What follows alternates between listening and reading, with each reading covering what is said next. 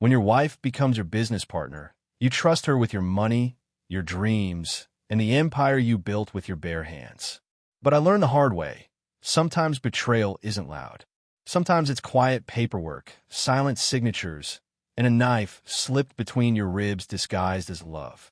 My name is Daniel Cross, and for 17 years, I believed that building a business with a woman you love was the ultimate form of trust. I thought partnership meant loyalty. I thought marriage meant safety. I thought sacrifice meant something. I was wrong. I live in Dallas, Texas, a city built on ambition and dust, where people flash smiles like business cards, shake hands like weapons, and climb ladders made from someone else's broken ribs. I've seen men steal companies, politicians steal votes, and corporations steal lives. But nothing hits harder than when your own wife steals you. For most of my life, I wasn't exceptional. I worked hard, paid bills, ate dinner in the same kitchen I remodeled twice, and loved my wife like she was oxygen. Her name was Lena. And my business partner, at least the one I believed was loyal, was Greg Foster, a man I met during my years in commercial remodeling. Smart guy, calculated, the kind who read every contract twice. Together, the three of us built Crossstone Renovations, one of the fastest-growing mid-size construction management companies in North Texas. We handled luxury home remodels, boutique commercial spaces, real estate value flips, you name it. And we were killing it. By year 6, we had a $12 million annual revenue stream, $3.2 million in contracts booked for the next 18 months, and a reputation for delivering meticulous work. People always asked me the same question. How do you run a successful business with your spouse? I used to smile and say, you need trust. But trust only works when both people honor it.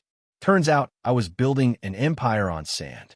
And while I worked 70-hour weeks, sweating through steel-toe boots and inhaling drywall dust, Lena and Greg were building something too. Not with their hands, not with their hearts, not with sweat. They were building a plan to remove me, a plan to take everything, a plan to erase my name, legally, financially, permanently. And worst of all, I didn't see it coming. The first sign wasn't loud. It wasn't dramatic. It wasn't even suspicious. It happened in a strip mall parking lot. I was sitting in my truck reviewing blueprints for a commercial renovation project when I saw them, Lena and Greg, exiting a coffee shop together. No big deal. They had meetings. They worked together. They planned budgets. But something gnawed at me. Not jealousy. Instinct. They weren't touching. They weren't too close. But the way they walked, synchronized, deliberate, looked like two people carrying a shared secret. I shrugged it off. Why would I suspect anything? They weren't having an affair. They were having something much worse. Over the next few weeks, I noticed tiny shifts. Lena's new obsession with organizational restructuring. Greg's sudden interest in attending board meetings without me. Their quiet conversations that stopped the moment I entered the room. Their documents always placed face down when I approached. But betrayal doesn't show up wearing a sign. It tiptoes. Like the night I walked into my home office and startled Lena. She slammed her laptop shut. Jesus, Daniel, she snapped. You scared me. What are you working on? Company stuff.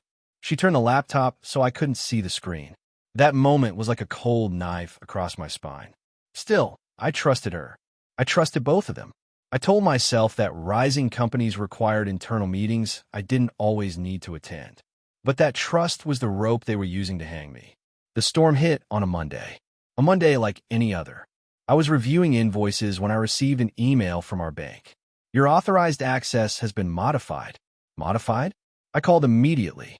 Mr. Cross, the banker said, your wife and your partner came in last week and updated the corporate account structure. I didn't authorize that.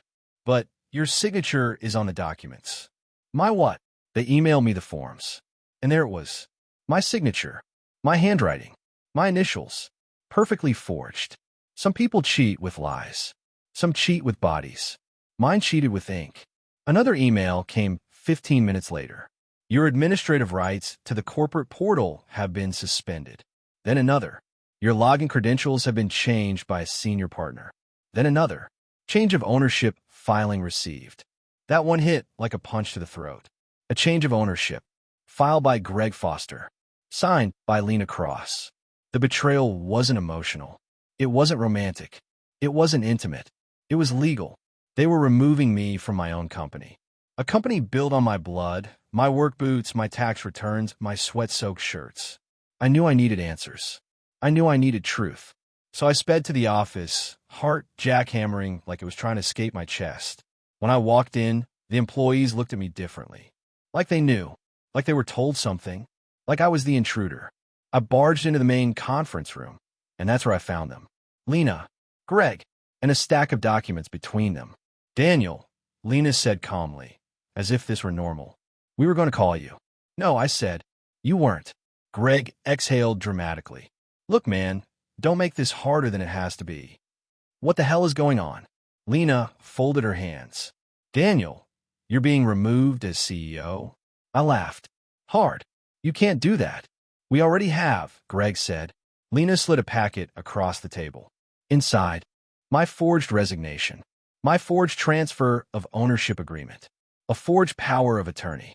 A forged exit clause. A forged statement claiming I stepped down due to unmanaged anger and financial irresponsibility. I stared at my own fake signature. My voice broke. You forged my name? Lena didn't blink. It's cleaner this way. Cleaner. You're always in the field, Greg said. You're old school. Slowing the company down. The board wants innovation. What board? I snapped. Lena smiled coldly. The one Greg and I formed last month. I felt nauseous. You set me up, I whispered. We're modernizing Crossstone, she said. Removing bottlenecks. Creating scalability. You mean stealing everything I built? Greg leaned forward. This is business, Daniel. Don't make it personal. But betrayal is always personal. Always. I tried to grab the documents, but Greg placed his hand over them. They're already filed, he said. The state accepts digital signatures. It's done. I felt rage rise in my chest. Not loud rage, but the quiet, concentrated kind that makes your vision narrow and your fingers curl into fists. You're both out of your minds, I said. I'm going to the police. The state. The bank. Greg smirked. Go ahead. Then Lena delivered the final blow. We told them you've been mentally unstable. My jaw dropped. She continued. And we told them you might try to claim fraud out of spite. You filed a false mental health report on me. It's called establishing a pattern, she said. Courts care about patterns. I stepped back like she'd slapped me. The woman I married. The woman I trusted. The woman I built a life with. She had filed documents labeling me unstable. To corporations. To the state. To banks. She wasn't destroying the business. She was destroying me. I walked out silently. Not a word. Not a threat. Not a curse. Just silence. Because what Lena and Greg didn't know, couldn't know, was that betrayal doesn't weaken everyone. Some men break. Some men collapse. Some men beg. But men like me, we sharpen. I called a lawyer. Not just any lawyer. A friend from high school who had become one of the most ruthless corporate litigators in Texas. His name was Aaron Kane, and he answered on the second ring. Daniel, you sound like you swallowed a grenade. Aaron, I said, voice shaking. I need help. After I told him everything, he went dead silent. Then he said, meet me in my office. Right now. I drove like hell. Aaron met me with a folder already in hand. Daniel, he said, this is the cleanest corporate fraud case I've seen in years. They forged everything. I can prove that. They changed ownership. Illegally. They removed me. Illegally.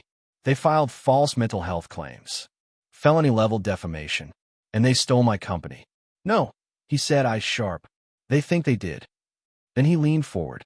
Listen to me carefully. If we play this right, you're not just going to get your company back. What then? You're going to take everything they try to steal. Aaron moved at lightning speed.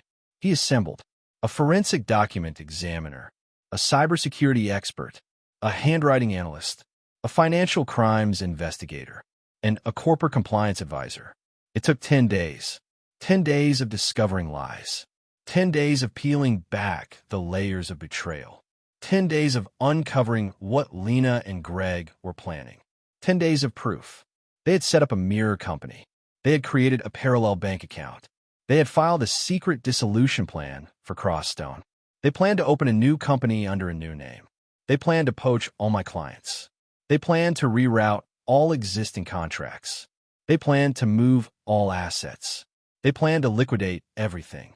And according to one email Aaron found, they planned to leave me with nothing but debt and emotional instability. Their words, not mine. They thought they'd executed the perfect financial murder. But here's the thing about betrayal. It makes you dangerous. We didn't confront them. We didn't warn them. We didn't send a letter. We organized an ambush of our own. A legal one. A tactical one. A devastating one.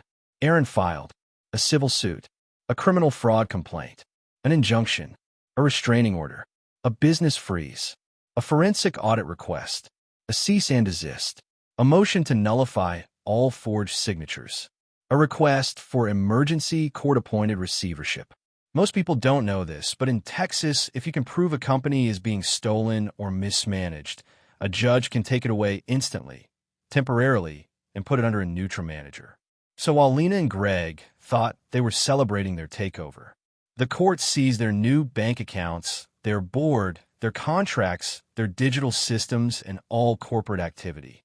In 48 hours, they lost everything they stole, and they didn't even know why yet. The judge ordered a hearing, a big one, both parties required to appear. When I walked into that courtroom, Lena's eyes widened. She had no idea I had lawyers. She had no idea how much evidence I had. But Greg? He looked nervous. He should have. The judge opened the session.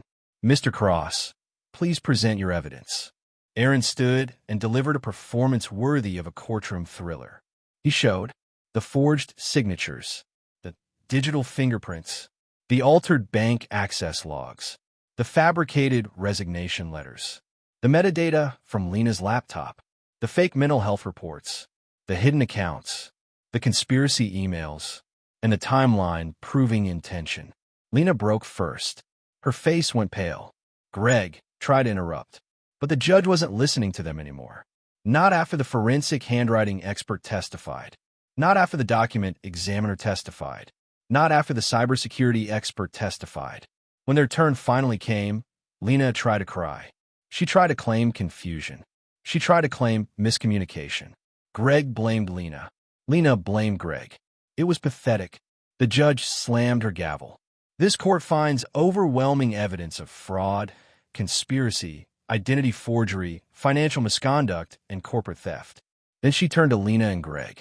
You attempted to erase Mr. Cross from his own company, and you nearly succeeded. She issued her ruling. 1. All forged documents voided. 2. Corporate ownership returned to me, 100%. 3. Lena removed from all corporate positions permanently. 4. Greg barred from future involvement in any company I own. 5. Criminal charges filed against both. 6. Restitution ordered. 7. A protective order granted against corporate interference. When Lena realized what had happened, she gasped like someone had cut her oxygen. Greg put his head in his hands. I didn't say a word. Justice speaks loud enough. Lena, try to talk to me in the parking lot afterward. Daniel, please, we can fix this. I looked at her like she was a stranger. No, Lena, you broke something unfixable. She cried. I didn't. She caused this. She forced it. She betrayed everything we built. The criminal case moved forward. Forgery is a felony. Corporate fraud is a felony. Identity theft is a felony. False financial reporting is a felony. Greg flipped first, turning on Lena to save himself. Lena was charged with forgery, financial fraud, corporate impersonation, identity theft, filing false claims, attempted corporate embezzlement. Greg faced similar charges. The prosecutors were relentless because financial betrayal isn't just paperwork. It's violence with signatures. In the end, Lena got 8 years. Greg got 6 years. They earned every second. People think the worst part of betrayal is the moment you discover it. It isn't. The worst part is learning who someone really is. The person you loved, the person you trusted, the person you defended, the person you built a life with. The truth? They were always capable of this. They just waited for the right moment. But betrayal doesn't destroy everyone. Some of us rise. Some of us rebuild. Some of us turn pain into power. I restructured Crossstone. I rebuilt from the ashes they tried to bury me under. I hired a new team, loyal and fierce. I expanded into 3 new states. Revenue doubled in 18 months. Because betrayal doesn't end you. It reveals you. And now, I'm stronger, smarter, more dangerous, and very, very awake. If my story hit you, if it made you feel something, if it opened your eyes to how betrayal really works, like this video, subscribe to the channel, share this story with someone who needs it, comment your thoughts below. Help us reach 5,000 subscribers so we can continue exposing real stories of betrayal every single day.